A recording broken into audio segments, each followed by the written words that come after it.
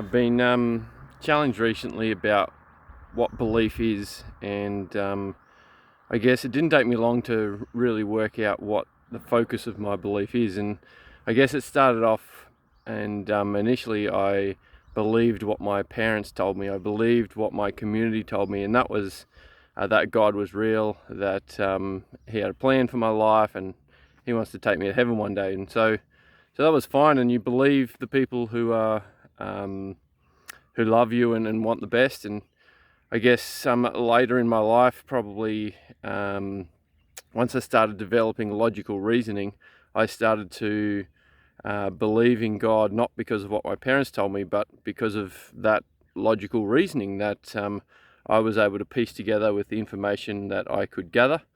And so my belief in God revolved around, I guess, essentially a knowledge of some of those facts and figures. And my belief then continued to develop, and I realized a belief in something is a little bit more than just simply knowledge. And our most famous Bible text, for God so loved the world that He gave His only Son, that whoever believes in Him should not perish. That belief is a real key, because that's the key to what it means to spend eternity with heaven and to access the full love of who God is. And so I started to search more, but this search was more about a personal understanding. It was about an emotional connection with that belief system. So you might believe that the sun is going to come up every morning because that's what happens yesterday and the day before, but you're just believing in a knowledge of. You aren't really living because the sun is coming up, and you're not worshipping that concept.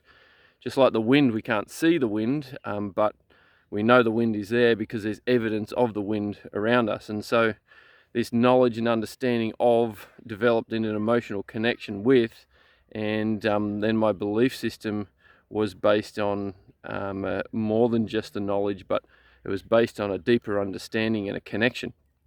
And the more I studied, the more I talked to people, and then the more experiences I had that didn't make sense and couldn't be explained, and it truly touched me, and it brought out these emotions of what God's love is like and how He could love me. Then that belief system just went through the roof. And I guess it's a journey. Belief can't really be separated from faith, and faith is this concept that we can't always see. A belief is something that we know will happen in the future, that has also happened in the past, and we have some sort of evidence of it.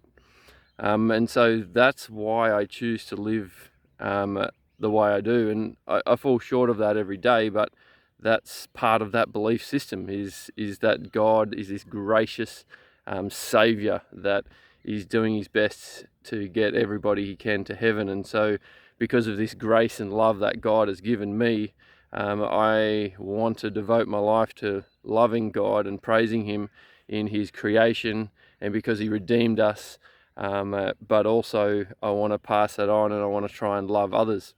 My belief system is not something I can force onto somebody else, and I think that is real key to what I've come to believe and know, that I want to tell others, because I've had these amazing moments in my life of clarity and connection with God, and through that journey in my story, I can share that story. You don't share your story with the knowledge, or with a forced attitude to say that you also have to believe in this. You do it graciously because God loved us, and there's no point whatsoever in trying to force that on others. So our belief systems vary, and I guess I just have been challenged and want to challenge you that go after, find out what that is, and then we can maybe have a true and clear direction and meaning for our life, and everything we can do can revolve around that belief system, and to provide meaning and direction. So thanks once again for listening.